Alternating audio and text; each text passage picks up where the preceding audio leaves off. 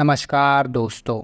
Social media पर, Instagram पर, YouTube पर कभी ना कभी इस बच्चे का वीडियो ज़रूर देखा होगा। अभिनव अरोड़ा। अभिनव अरोड़ा। अभिनव अभिनव अभिनव अभिनव अरोड़ा। ये बच्चा बड़ा अच्छा दिखता है। इसकी उम्र लगभग 9 साल की है। बस इस बच्चे की बहुत ज़्यादा ट्रोलिंग हो रही है। ट्रोलिंग के पीछे ये बच्चा नहीं है, इसकी मासूमियत नहीं है। जो कर रहा है और जो लोग करवाया जा रहा है इससे, इस बच्चे से, इसलिए ज़ोरदार ट्रोलिंग हो रही है। हम बात करने वाले हैं इस बच्चे 9 साल का जो बच्चा है ये अरोड़ा, और सामने रखा जा रहा है। मीडिया वाले भी ये कह रहे हैं कथक वाचक लपक कर गए हैं और सभी चैनलों ने इसका पॉडकास्ट लेकर आए हैं। बस देखा जाए तो बच्चों को ऐसा लग रहा है रटाया गया है, क्योंकि 9 साल का बच्चा बोल ही क्या पाएगा। जो बताया जाएगा, जो कहानी सुनाई जाएंगी वही बताया जाएगा, और बच्चा भी उसी तरह से टेप रिकॉर्डर की तरह बोलना स्टार्ट कर देता है। पूरा स्क्रिप्टेड है, ये बताया जा रहा है। पॉडकास्ट पे भी जो पूछा जा रहा है बताया जा रहा है। हम इस बच्चे को एक्सपोज करने जा रहे हैं, क्योंकि इसके पिता ने इस बच्चे को किस तरह से इस बच्चे को सिखाया गया होगा, और इसलिए ये बच्चा ये सब कर रहा है। जो भी ये नौटंकी करता है, जो भी ये नाटक करता है, और जो भी ये सामने रख के लोगों को बताता है, ये सरासर गलत है। और ये कोई भक्ति नहीं, ये 9 साल के एक बच्चे से ये काम जानबूझकर कराया जा रहा है। क्योंकि 9 साल का बच्चा आम जिंदगी में स्कूल जाता है, पढ़ता है, आगे बढ़ता है और खेल कूद में आगे रहता है। बस यहाँ कुछ और ही चल रहा है, और ये पूरी कहानी बिजनेस से जुड़ी हुई है। और इस बच्चे के पीछे उसके पिता का कारण आता है, क्योंकि मास्टरमाइंड उसके पिता है। तो आगे एक एक करके एक एक वीडियो देखते हैं और आपको पता चलेगा ये बच्चे को कैसा टीचिंग दिया गया है और ये कैसा आगे बताया जाता है। में पूरा दिन मेरा अच्छा जाता है। विद्यालय में मेरा पूरा दिन उत्तम जाता है। विद्यालय में हर दिन अच्छे से अच्छा जाता है। विद्यालय में मेरा पूरा दिन उत्तम जाता है। और ये कैसी बात करता है। और पॉडकास्ट में जब बच्चे से पूछा जाता है, वो पूरे स्क्रिप्टेड रहती है स्टोरी, और वही सवाल हर पॉडकास्ट में और वही जवाब हर पॉडकास्ट में देता है। और आप लोग दोस्तों यही कहेंगे जो रूटीन सेम है वो रूटीन ही सेम है।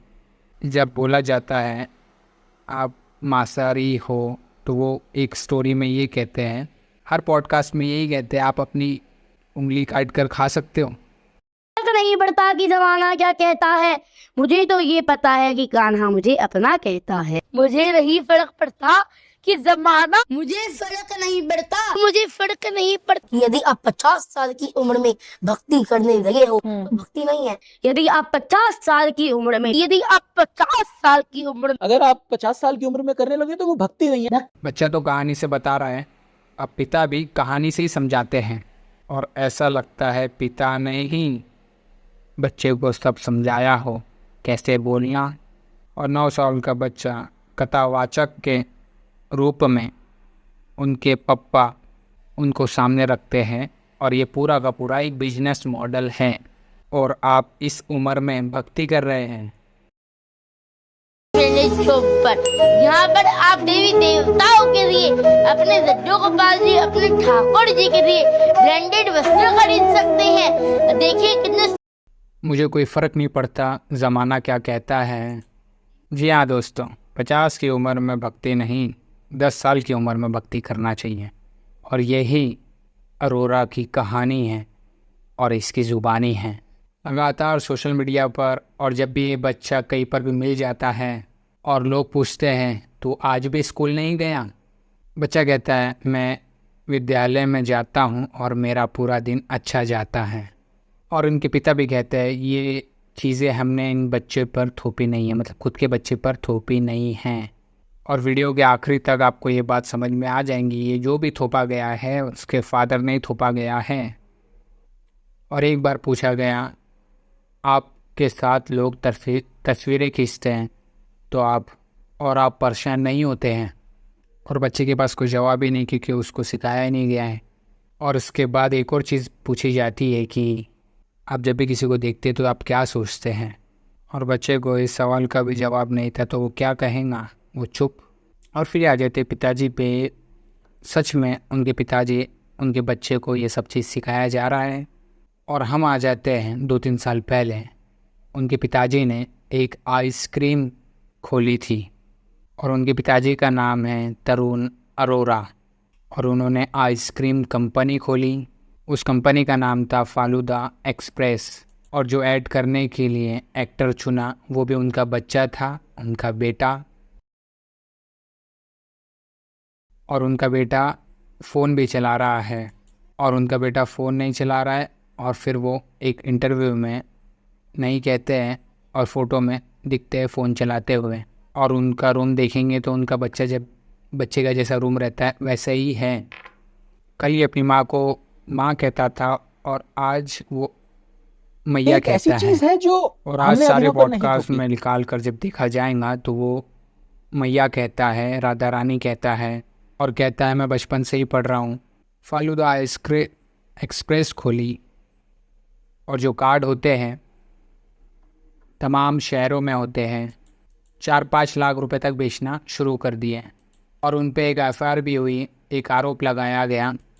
पैसे तो ले लिए, बस उन्होंने कार्ड नहीं पहुंचाया है।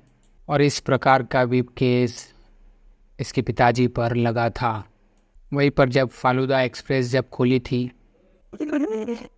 और उन्होंने जनता प्रचार न्यूज़ चैनल वाले से प्रमोट भी कराया था। और इनका सबसे पहला ग्राहक भी उनका बेटा ही होता है। और मैं आइसक्रीम रोज़ खाता हूँ और बढ़िया बढ़िया है। और ये उनके पिता का पहला बिजनेस था। और तमाम पूरी तैयारी के साथ आए हैं। तमाम पॉडकास्टों में उनके पिताजी आइसक्रीम कंपनी खोली थी। सवाल जब ऐसे जी हाँ, पूछे जाते उनके हैं पिताजी का तो सीधा कहा जाता है ये सेलिब किताबों में है ही नहीं, ये बकवास सवाल है। लगभग आप ये देखेंगे वो ज़ोर से बोलने की उनका कोशिश बेटा करता था। है और ओवर एक्टिंग करता है। सीधे तौर पे गए तो ये कोई कथावा फोन बिल्कुल वाचक इस्तेमाल नहीं नहीं करते है। आप। नहीं। सब हिंदू लोगों की भावना के सभी है। साथ खिलवाड़ किया जा रहा है और हिंदुओं के साथ खिलवाड़ करना बहुत आसान है। तमाम बाबा जब आप देखेंगे फर्जी गैरवा वस्त्र पहना और आ जाते हैं और इस प्रकार के प्रोडक्ट हमारे सामने आने लगते हैं तो ऐसे लोगों से बच के रहिए। और लगातार ऐसे ही आते रहते हैं। और आपके क्या विचार हैं? आप अरोरा को और आपको भी लगता है इन सब के पीछे उनके पिताजी हैं? आपको क्या लगता है? आप ज़रूर नीचे कमेंट करके बताइए।